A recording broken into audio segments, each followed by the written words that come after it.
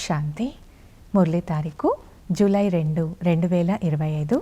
సాకారవాణి యొక్క సారాన్ని విందాం. బాబా చెప్తున్నారు, మధురమైన పిల్లలారా, మీరు డబల్ అహింసక ఆత్మిక సైన్యం.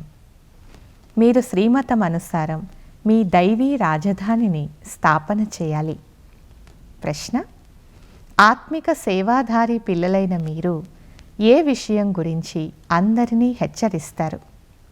జవాబు: మీరు అందరికీ ఇదే ఆ మహాభారత యుద్ధ సమయం. ఇప్పుడు ఈ పాత ప్రపంచం వినాశనం అవ్వనున్నది.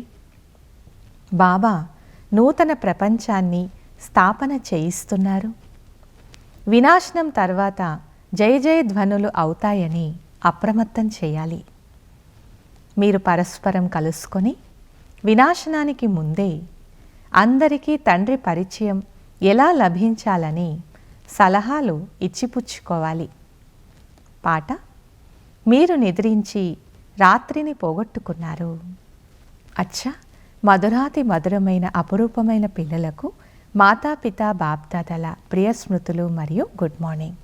ఆత్మిక పిల్లలకు ఆత్మిక తండ్రి నమస్తే. పిల్లలందరి తరపున ఆత్మిక తండ్రికి గుడ్ మార్నింగ్ మరియు నమస్తే. ధారణ కొరకు ముఖ్య సారం. మొదటి పాయింట్: తండ్రి విశ్వాధికారులుగా చేసే చదువును చదివించేందుకు వచ్చారు కనుక మాకు తీరిక లేదు అని చెప్పుడు చెప్పకూడదు. శ్రీమతం అనుసారం తనువు, మనస్సు, ధనాన్ని భారతదేశాన్ని స్వర్గంగా తయారు చేసే సేవలో వినియోగించాలి. రెండవది, పరస్పరం చాలా మధురమైన జ్ఞాన మాటలను వినాలి, వినిపించాలి. తండ్రి ఇచ్చిన ఈ ఆదేశం సదా గుర్తుండాలి. చెడు వినకండి, చెడు మాట్లాడకండి. వరదానము: హద్దులోని సర్వ కోరికలపై విజయం ప్రాప్తి చేసుకునే కామజీత్ జగజ్జీత్ భవ. వివరణ: కామ వికారం యొక్క అంశం అన్ని హద్దు కోరికలు. కామన అనేది 1 వస్తువులది, 2 వ్యక్తుల ద్వారా హద్దు ప్రాప్తులది, 3 సంబంధాలను నిభాయించడంలో, 4 సేవా భావనలో హద్దు కామనల భావముది ఉంటుంది.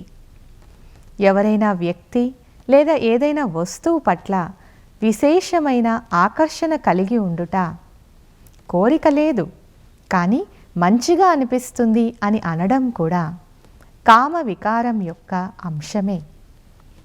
ఎప్పుడైతే ఈ సూక్ష్మ అంశం కూడా సమాప్తమైపోతుందో అప్పుడు వారిని కామజీతులు, జగజ్జీతులని అంటారు. స్లోగన్: హృదయం యొక్క అనుభూతి ద్వారా దిలారాముడైన తండ్రి యొక్క ఆశీర్వాదాలకు అధికారులుగా అవ్వండి.